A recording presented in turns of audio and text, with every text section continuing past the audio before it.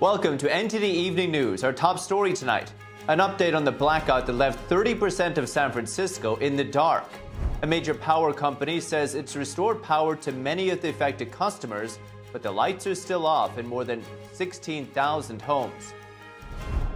Speeches from Vice President JD Vance, a special guest, and much more wrap up the final day of AmericaFest, hosted by Turning Point USA.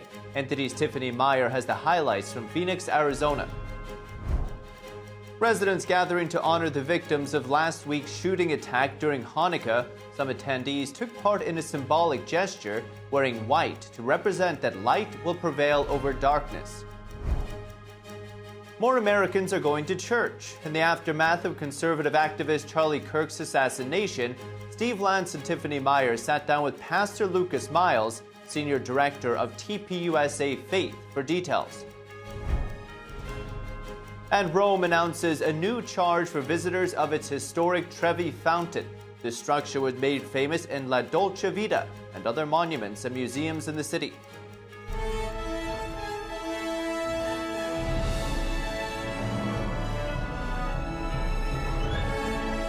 This is NTD Evening News, live from our global headquarters in New York City. Today marks the final day of AmericaFest, a 4-day conference held by Turning Point USA. NTD was on site to capture the weekend's biggest moments, including powerful speeches and even a surprise appearance. Here's Tiffany Meier with today's highlights from Arizona. I'm here in Phoenix, Arizona, where Turning Point USA has just wrapped up 4 days of AmericaFest. Some of the biggest names in the conservative circles taking the stage. On the final day, speakers included Charlie Kirk, Donald Trump Jr., and Vice President JD Vance, who earlier received Charlie Kirk's endorsement for the 2028 presidential election.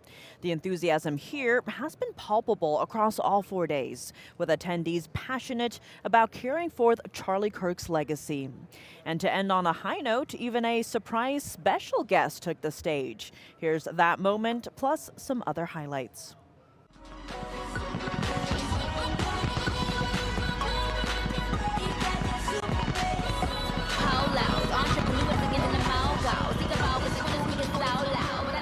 Hello, how are you? So those of you who know, Charlie was very good about having a surprise for every AmFest. And we are so blessed to have you. We are so grateful. I mean... Thank you. I'm honored to be here. I am honored to be here. Thank you for having me. I have the utmost respect and admiration for our president.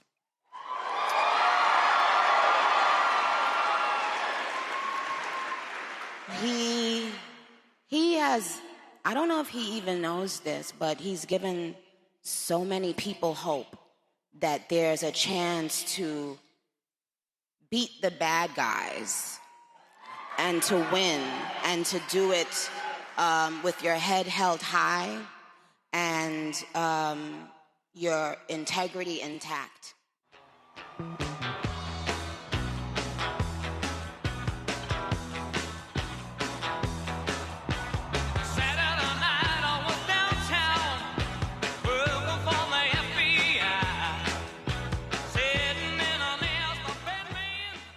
He says, make America great again because every American is invited. So if you love America, if you want all of us to be richer, stronger, safer, and prouder, you have a home on this team.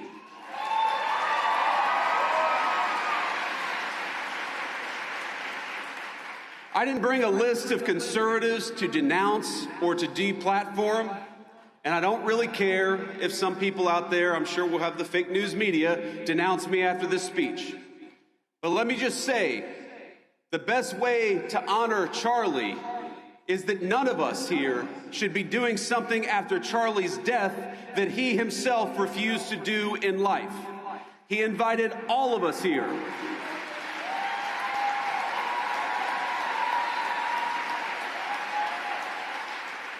Charlie invited all of us here for a reason, because he believed that each of us, all of us, had something worth saying, and he trusted all of you to make your own judgment. This was the first major conference for Turning Point USA since the assassination of its founder, Charlie Kirk. But if the enthusiasm and numbers here are any indicator, this movement isn't going anywhere. As the speakers on stage have said, it's only growing. And with Erica Kirk continuing Charlie's mission, AmFest 2025 drew in large numbers of female attendees, many of those young women, crediting Erica with drawing them in. And in the spirit of Charlie, several debate stations popped up inside and outside the venue. For as Charlie famously said, when people stop talking, that's when you get violence. That's when civil war happens. In Phoenix, Arizona, for NTD News, I'm Tiffany Meier. And thousands of people gathered in Australia today to honor the victims of the terrorist attack that killed 15 people just last week. Officials in Israel also honored the victims as the Jewish community celebrates Hanukkah. NTD's Jason Perry has the update.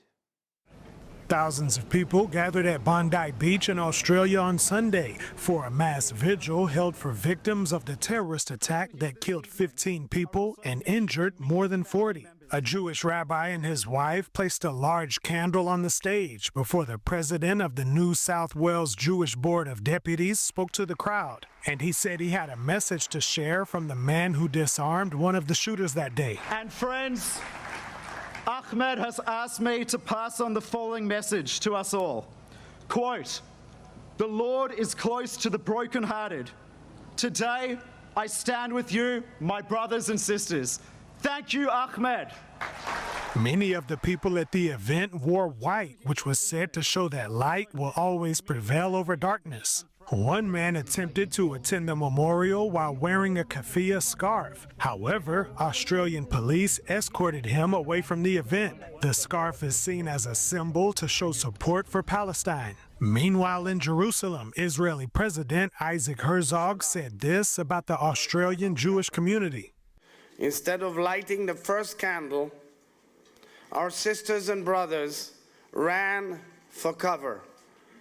The rise of Jew hatred across the world is a global emergency. This is an urgent call to action to prevent the next catastrophe. 15 candles were lit to honor the victims of the Bondi Beach shooting attack. Israeli Prime Minister Benjamin Netanyahu, also in Jerusalem, said this while at a Hanukkah ceremony. The Chabad community and all of the people of Israel have gone through a great tragedy in Sydney, caused by vile murderers who killed them because they were Jews, and only because they were Jews. Netanyahu said the spirit of the people of Israel was not broken, and it will not be broken. Jason Perry, NTD News. And Christians in the Gaza Strip are preparing to celebrate Christmas as the holiday approaches. The Latin Patriarch of Jerusalem went to Gaza City, where he led Christmas Mass at the Holy Family Church. It's the only Catholic church in the Gaza Strip, which is home to about 1,000 Christians. The church has served as a shelter for both Christians and Muslims during the war between Israel and Hamas. Now that the ceasefire is in place, the priest said that holiday activities were underway despite the ongoing challenges. And still to come this evening, more Americans are going to church here in the aftermath of conservative activist Charlie Kirk's assassination. Lance and Tiffany Meier sat down with Pastor Lucas Miles, Senior Director of TPUSA Faith, for details. Also at AmFest, an interview with House Representative Anna Paulina Luna of Florida's 13th Congressional District. Find out what she told NTD about her hopes for the future and more after this quick break.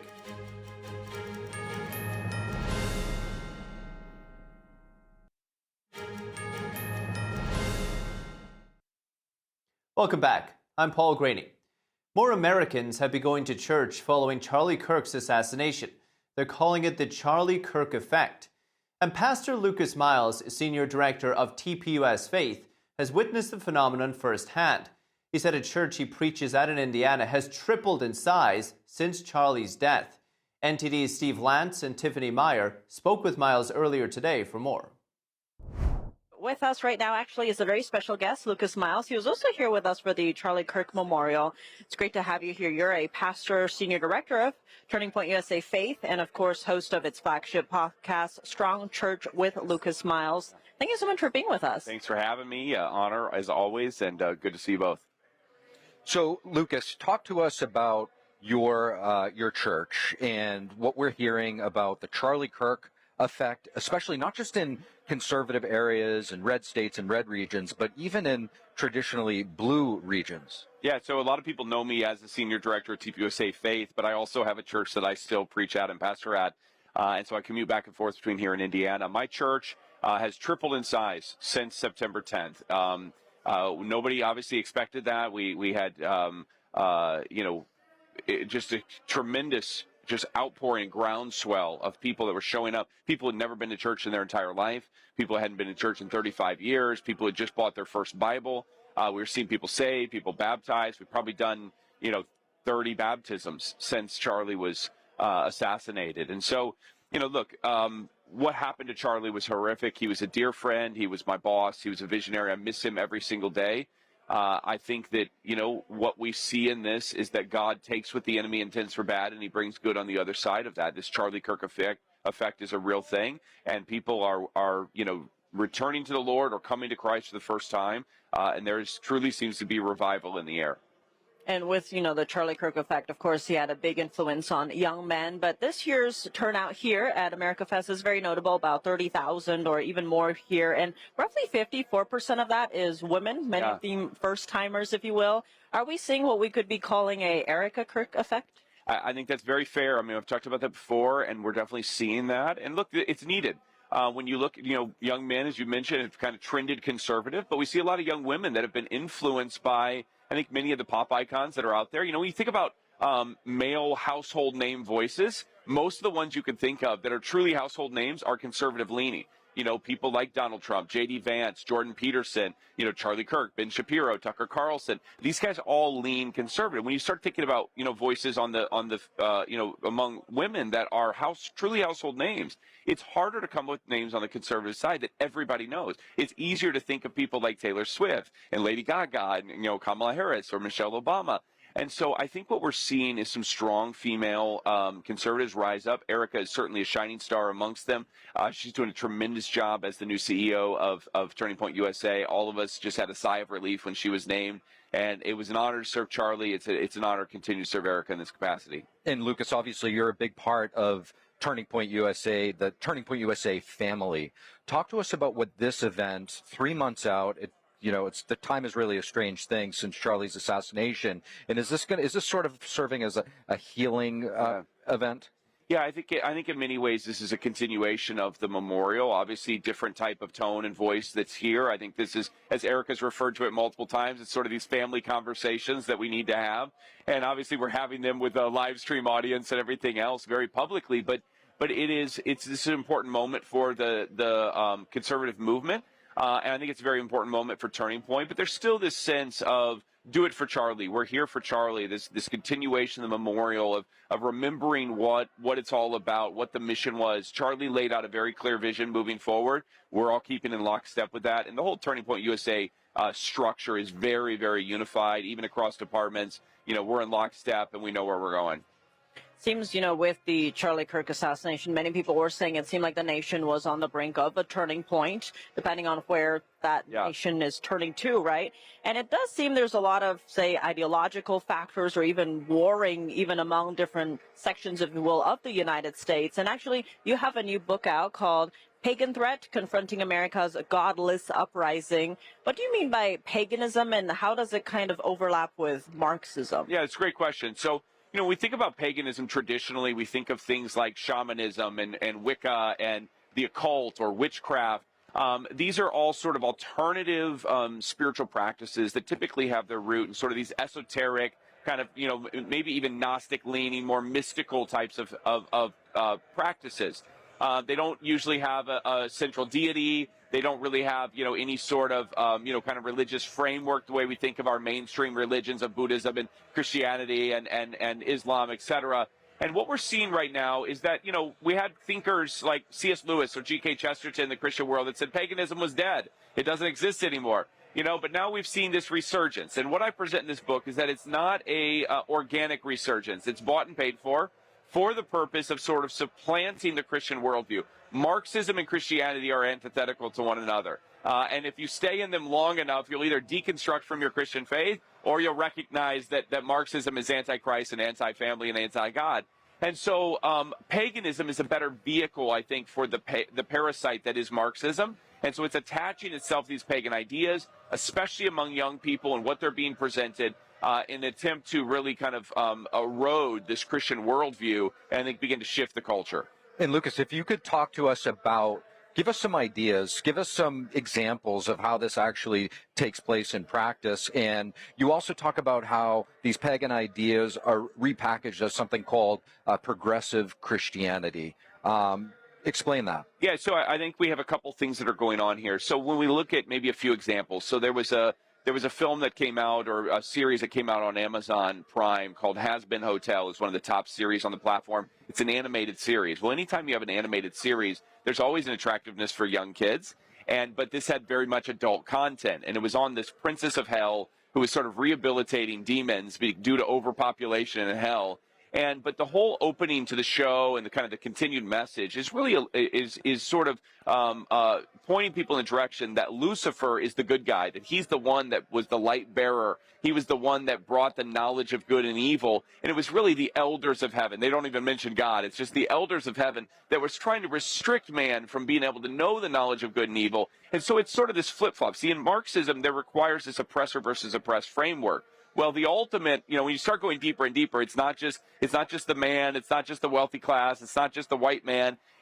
When you go further, it has to be something higher. Eventually, God becomes the oppressor. And so this plays very well with a paganist sort of anti-God structure where they can unify around this idea that Christianity or Jesus or God are the enemies. They're the oppressive forces. And that these pagan ideas, and ultimately Lucifer is the light bearer trying to bring this knowledge of good and evil. And so we're seeing this, much in the same way we see this red-green alliance between communism and Islam, we're seeing sort of a similar alliance happen between Marxist or communist thought and paganism, finding that same kind of, the enemy of my enemy is my friend, that they are, in order to advance their purposes.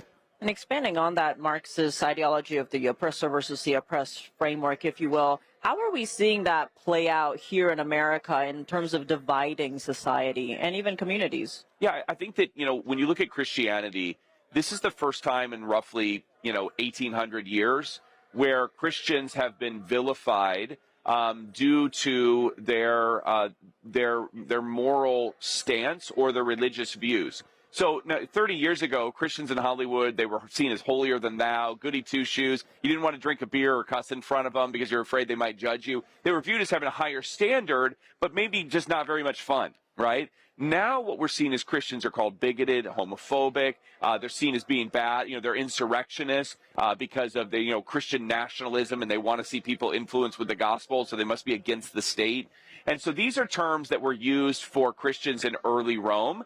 There was actually a whole, series of books written by and letters written by people like Jerome or Justin Martyr, who are making a plea to the emperors of the day because people were accusing Christians of being insurrectionists and bad for the economy. They were accused of being cannibalistic because they consumed the body and blood of Jesus through the sacraments. They were accused of being incestual because they referred to their spouses as their brother or sister in Christ. People didn't understand them, and so they had these accusations and apologies, meaning a defense of the faith, not a saying I'm sorry, but defending their position, were written to try to show people that it's actually Christians that are the best for the state because they are there to serve not the state. They're actually there to be the best citizens of heaven and to display that by being the best citizens here on earth as well. And so it's an interesting time. History's repeating itself. But because of technology, because of the way in which money is flowing, I think has the potential to be much more aggressive today. And although we haven't seen direct, maybe Christian persecution here on a massive scale in the United States, we've started seeing that in other places with arrests and restrictions of speech. And I think it's just a matter of time if we don't have a shift here in this nation that we're going to start seeing this pop up here. And to that point, why do you think it is that younger people are more vulnerable to these, subtle ideologies, Marxism, paganism. And what do you think the faith community can do to better sort of safeguard these things from happening? Yeah, I think that indoctrination has started very young, especially the last several decades.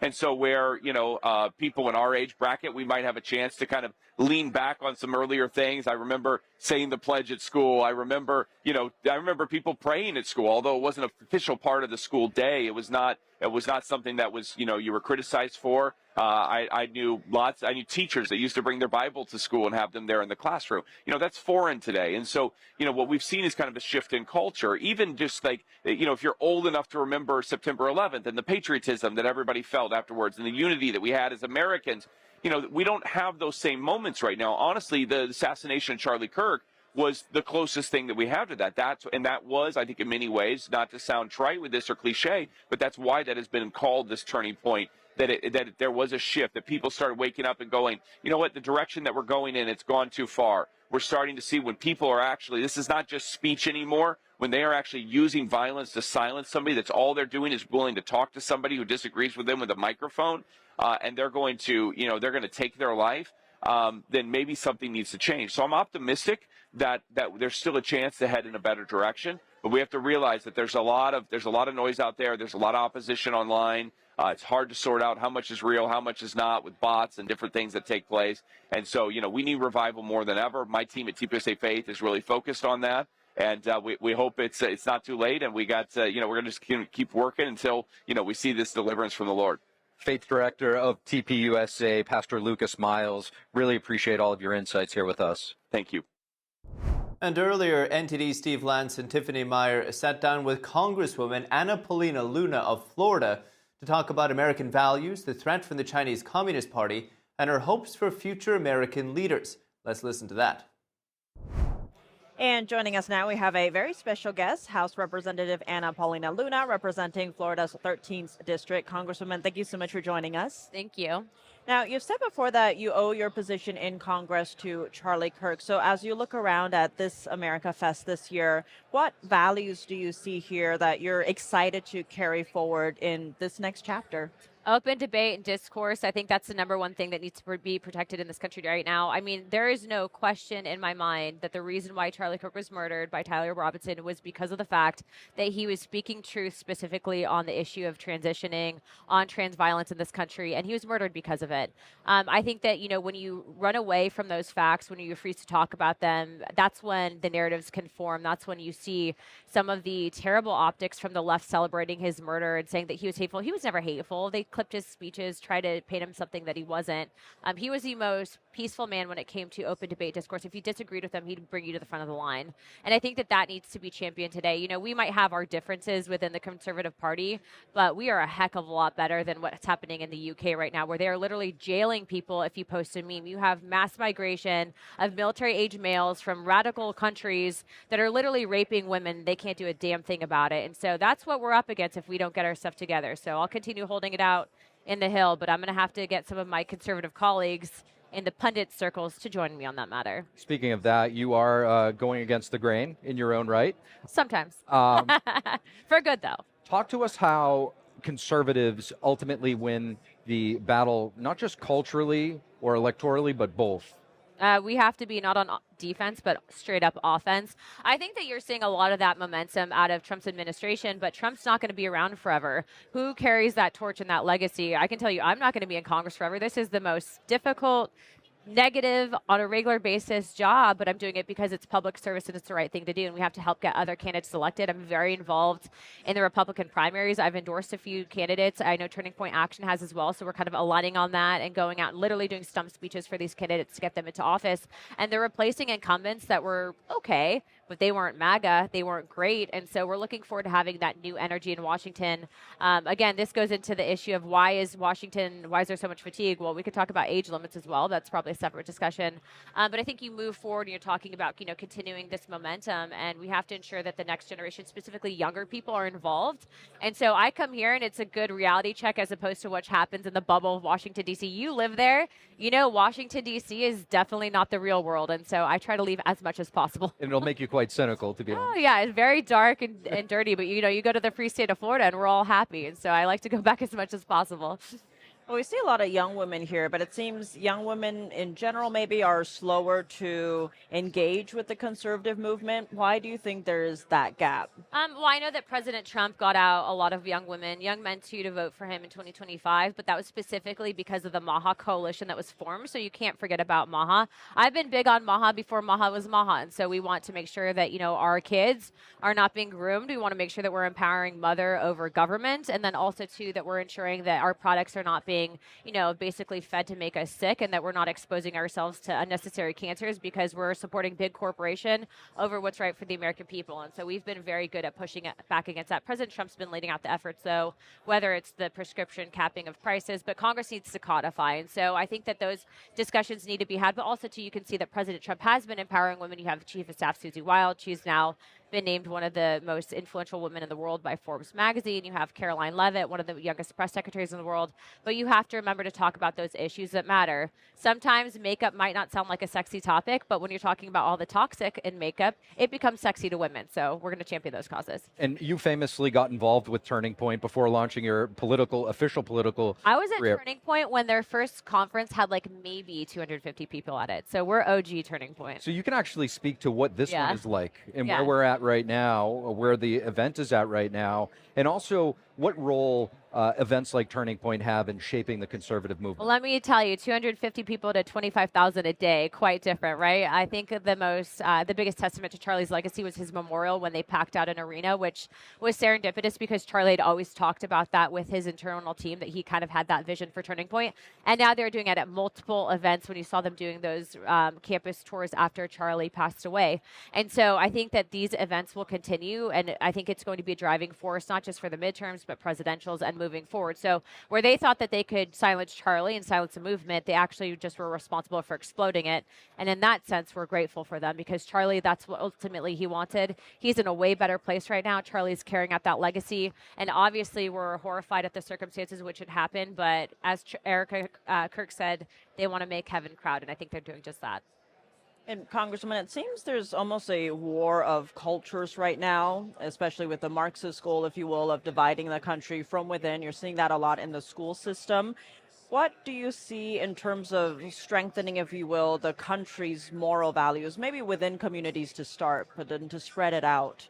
Well, there's a lot of money coming specifically from China that's being funneled into these Marxist organizations that are using immigrants. Like, for example, those ICE riots, I actually call them the Timu riots because Neville Singham was an individual who literally is across from, I think it's like the communism propaganda headquarters in China. He's directly from that. I mean, he is guilty of FARA violations out the wazoo. And he was the one funding these anti-ICE riots, the Party for Socialism and Liberation, all of these very far left progressive movements. You can even look at Code Pink, which is a pro-Palestine group that likes to target and really go into Congress and talk about the Israel versus Palestine issue, again, funded by China. And so I think if you're looking at a lot of the money ties, I mean, you have to expose it, but a lot of your average American, they're not worried about, where the money's coming from because they genuinely maybe might care about these issues. And the problem is, though, is that instead of actually opening up a respectful discourse and dialogue, the right to debate and do it respectfully, they're thinking that, it might be a good idea to, drop off pallets of bricks and burn things. Typically we don't err on the side of wanting to support Molotov cocktails and destruction of private property. And so I think exposing that's a really important thing. But I mean, you talk about how they do divide from within, and, TikTok was big on that. Up until recently, I refused to use TikTok because the algorithms were showing kids how, being transgender was cooler than becoming a doctor, how, you wanted to embrace these left-wing ideologies, yet if you're pushing conservatism, you're all of a sudden xenophobic and racist. I don't want my kid learning that. Do you want your kids learning that? No, most Americans don't. And so it was absolutely targeted brainwashing. But we're identifying now, we're triaging, but we need more people in Washington. The DOJ is infested with bureaucrats that are obstructionists. Same with the Pentagon. Same with a lot of these three-letter agencies, FBI, CIA. So we can have our people at the top. At every level, there are going to be people that are blocking and obstructing. With regard to China, Congresswoman, obviously recognized as the United States' greatest adversary, not competitor, adversary, enemy. What can Congress do to further protect the United States from We have to wage full-fledged DOJ power of the purse. I want seizing of assets. I want to stop funds. If someone is guilty of FAR violations, throw them in jail.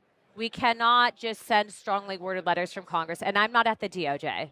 And probably it's better for them that I'm not, because I'd have a lot of people in jail. So look, what I will say is that unfortunately there's been a lot that's been handed over to the DOJ in regards to certain authorities that we have in Congress. That's not necessarily a good thing, because we're seeing that the DOJ has a lot of internal corruption right now that's predated this administration. But we do need to be able to leverage, things like those, seizing assets. If you have someone that's not responding to Congress and they're guilty of these FAR violations and funding terrorist groups within the United States, that's not constitutional. That's fully within our rights and authorities and the Treasury Department as well. But not just that. I think that President Trump has been very strategic at what he's been asking of the president of China, leveraging tariff warfare. I mean, all of that has not been done by accident. He's not stupid. And so he's very good. I'm very happy to have him in this position, because a lot of people think that, there's some crazy strategy behind the scenes. And there's a group of smart people, but it's our people and there's no one else coming. So get off the sidelines. Congresswoman Anna Paulina Luna, really appreciate your time. Thank you. Thank you. And still to come, details on a new documentary by the Epoch Times, all about Charlie Kirk's legacy. Lance and Tiffany Meier sat down with Joshua Phillip, senior investigative reporter for the Epoch Times, for more. And Rome introducing new charges for travelers looking to visit the city's famed Trevi Fountain. Additional tourist sites will also get a charge tacked on. More details right after the break here on NTD News.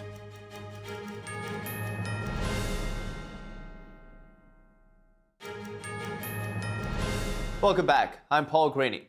Earlier, NTD Lance and Tiffany Meier sat down with Joshua Phillip. He's a senior investigative reporter for the Epoch Times and has a new documentary about Charlie Kirk's legacy that just came out. Let's watch that interview. Josh, thank you so much for joining us. Hey, always a pleasure, and great being here. Now, this is actually the largest AmericaFest in Turning Point history. What has been your experience so far this year? What does this turnout signal to you? Well, it's incredible. I've heard they have about 30,000 people here, 10,000 on the wait list if people choose to leave. And last year was 20,000. So I would say this is part of the Charlie Kirk effect. Charlie actually inspired a lot of people, and I really do believe that I was wondering what the effect was going to be. What's the future turning point? It really does feel stronger than it's ever been. And Josh, one of the main reasons that we're doing this interview is to talk about the amazing film that you've put together. It's called Truth Under Fire: The Framing of Charlie Kirk. Talk to us about the subtitle. Yeah, so this actually started out so it expanded a bit. It started first into an investigation into how Charlie Kirk was framed, because, of course, acts of violence often have reasons behind them. And it seems that somebody was very brainwashed enough or hated someone enough to kill them. Now, Donald Trump actually came up with an order, calling for investigations into this, a type of conspiracy against rights. And what he's alleging effectively is that there's a system in place to, first of all, defame people, then dox them, expose their home address, their personal information, mark them for attack, and then make examples out of them, saying, hey, I don't want to go speak at that event because Antifa might show up and they might beat me. I don't want to go make my opinions heard on, publicly at my school, even because I might get attacked and I might get expelled from my school. I don't want to lose my job. I don't want to get hit pieces done to me by the media. And what this is being framed at is it effectively a conspiracy against constitutional rights, something that scares you out of engaging in freedom of speech, something that scares you out of engaging in freedom of assembly, and in that effect works as a form of really political terrorism. Now, Charlie Kirk, I believe, was a victim of this. And so the investigation set out to find, how was Charlie Kirk framed? What were the organizations that framed him? How does the system work? What is this machine that cancels people, doxes people, then marks them for attack? And from there, it actually expanded into, it was a moment I had. And you two were at the Charlie Kirk's Memorial as well, actually right here in Arizona. It was a moment I had walking into the stadium, onto the stadium floor, and it was like perfect timing.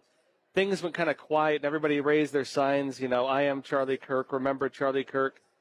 And I had a moment, I was like, wow, you know what? I'm witnessing something that I've never witnessed before. I really had the sense that for the first time in my life, I'm seeing really in my own two eyes what a martyr looks like. This is what happens when somebody in their death is more powerful than in life, that he inspired people through that. And I wanted to capture that as well, to make sure that's not forgotten to history. I want to expand on the media point that you were talking about. When we look at the broader media environment, how do you believe the media painted Charlie in the years leading up to his death? So, when I do investigations, my first step is I trace things back to the origin, then I trace it forward. So the origin of the hit pieces on Charlie was 2017. That was after the Charlottesville attack, right? So what happened at the time, you had a group of individuals who were tearing down Confederate statues, and you had counter-protesters. They went to Charlottesville. Then you had the very extreme type show up, the Antifa, and then you had the crazy alt-right guys with the tiki torches. Everyone remembers that probably. Then you had the kid who drove his car through the crowd, killed a young woman, and, the rest is history. The media then questioned Donald Trump, do you condemn this? Will you condemn the alt-right? Will you, will you say something bad about him? And Trump said, yeah. So what Donald Trump said effectively was this. You know what? There were fine people on both sides. There were people who, wanted the Confederate statues and the people who tried to stop it. And they were peaceful protesters. But then you had the crazy people. And they came out beating each other with baseball bats. And they were vicious. And it was terrible. And I condemn them absolutely. Donald Trump condemned the alt-right that day. And I'd say actually the alt-right died in Charlottesville that day because they lost presidential support very, very directly. The media took that and they twisted it. They said Donald Trump called them very fine people and he refused to condemn the alt-right, both of which were lies. That was a false narrative promoted. They misquoted him, took it out of context, and then actually lied to people about Donald Trump not condemning the alt-right. And then they went to Trump's supporters. They framed MAGA as being an alt-right fascist movement because Donald Trump didn't disavow them, therefore they're all alt-right, which is not true, but that's what they said. And then they said, well, Charlie Kirk, at the time, still very young. I didn't realize how young he was, actually. Still very young and, kind of really part of the MAGA movement. Yeah, people who supported Trump in his community, students at the time, they said, well, will you disavow the Trump supporters because they're the alt-right? Donald Trump didn't condemn them, therefore he's a Nazi, and if you don't condemn them, therefore you're a Nazi. And Charlie Kirk said, no, I'm not going to condemn them. There's nothing wrong with them. They're not extreme. They just like the President of the United States. What's your problem? They framed him using that. And what you had then was a game of telephone, right? You say one thing to one person, they say it to the next person, to the next person.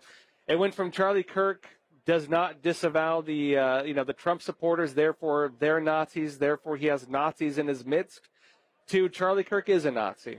And that was how the narrative was framed. Over time, as the media began putting this in their headlines, Charlie Kirk has extremists in his midst, you started then having official organizations taking and making reports about him. According to the New York Times, he has these people in his midst. According to this newspaper, he has people in his midst. According to this, therefore, this is an extremist movement. Therefore, he's the leader of an extremist movement. Therefore, this is the narrative. And that's how they framed him. And then you have these agitated youth who, they believe in this whole worldview. They're sitting, in their basements or whatever else. And they're saying, this guy's baby Hitler. This guy's going to grow up one day and he's going to become Hitler. And what do you do to baby Hitler? Well, you kill him, right? That's what happened to Charlie Kirk. It's a lot there, Josh. With regard to sort of the picture that you painted in terms of these leftist, Marxist movements, these underpinnings that are trying to suppress, ultimately, people's speech and thoughts, Charlie was ultimately a victim. He paid the ultimate price to be silenced with a bullet through his neck. But prior to that, one thing that sort of made Charlie different was that he did not succumb to a lot of those demands and a lot of that pressure. It's not as easy for your average student or person to have that type of willpower and strength. Do you see the conservative movement, the Turning Point USA family, carrying on that legacy? And yeah. I mean, look at this place. After Charlie got killed, I had a lot of people tell me, hey, Josh, you should be careful speaking at events. I was supposed to speak at an event in South Korea with Charlie just a few days before he got killed, actually. It was one of the last events he did, that in Japan. And, I was scheduled to speak at another event that same week. People were calling me up, Josh, be careful. We don't want to see this happen to you. And I had a moment. I was like, should I be careful? And then I actually thought about Charlie. And I was like, you know what? If someone told Charlie, hey, someone's going to try to kill you, be quiet, I don't think he would have done it. I knew Charlie. In fact, even more than that, I think if someone were to show Charlie, this is what you will achieve in your death. You're going to have churches doubling in capacity. You're going to have young kids turning back to their faith. You're going to have people remembering what they stand for. Will you die to do this? And Charlie would have. I know Charlie. He would have said, yeah, kill me. Because, I'll be a martyr, and that is what I live for. And so, it inspired me, and I think a lot of people here, it inspired them in the same way. I've seen it in kids, talking to youth, talking to some of the youth leaders at the schools. Not only did they not shrink in respect to, hey, geez, there's crazy people out there looking to kill people for doing this. You just had some turning point chapter head get killed, actually. It's the opposite. They're saying, you know what? I need to be brave because other people were brave before me. I need to stand up because other people stood up before me, and I'm not going to shrink into the shadows and be too afraid to stand for what I stand for. Joshua Phillip, Truth Under Fire, excellent insights into Charlie Kirk's life and legacy. Greatly appreciate you joining us. Anytime. Thank you. Powerful stuff. Still to come. AAA says record numbers of people will be getting on the road and taking to the air this holiday season. More on how to navigate the holiday travel rush and what to expect. And Rome adds new charges to popular tourist sites, including the basin in front of the Trevi Fountain. The charge is meant to streamline operations.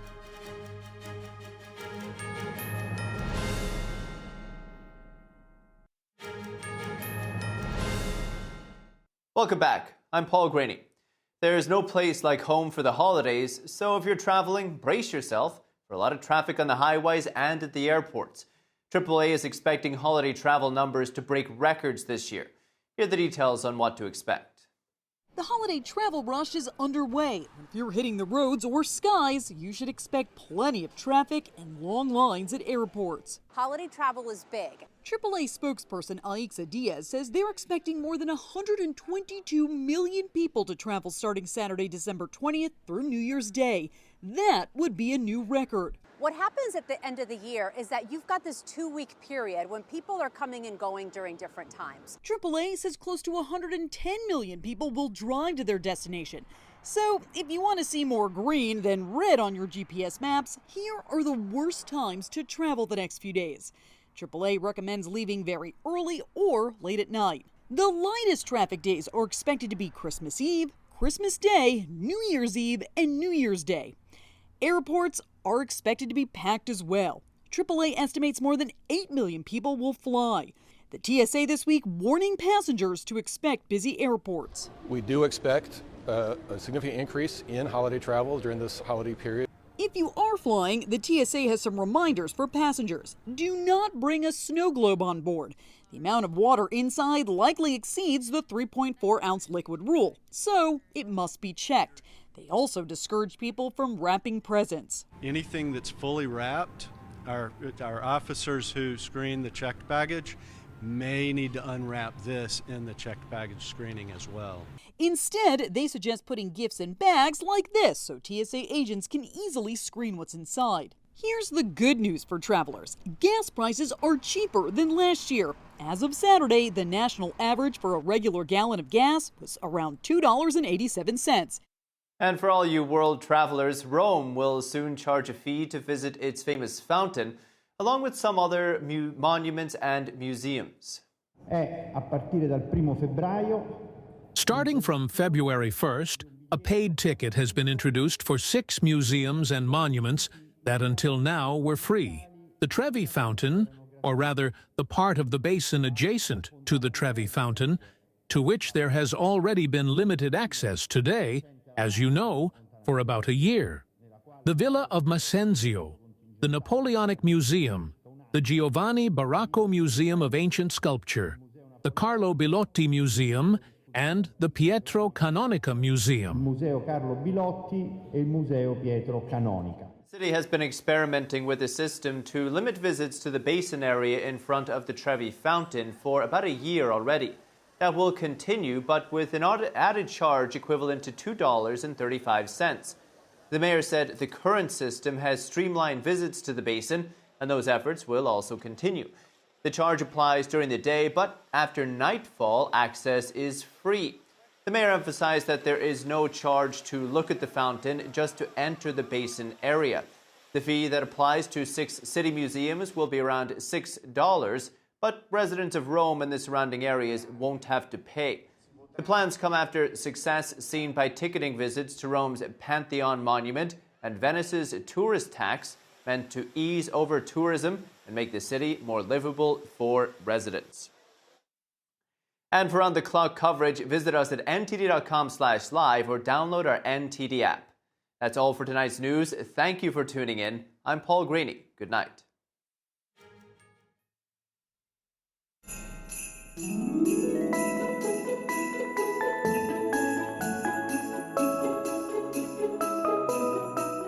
Hi, I'm Tiffany Meier, and from all of us here at NTD Evening News and China in Focus, we wish you an extra magical holiday season and a wonderful start to the new year.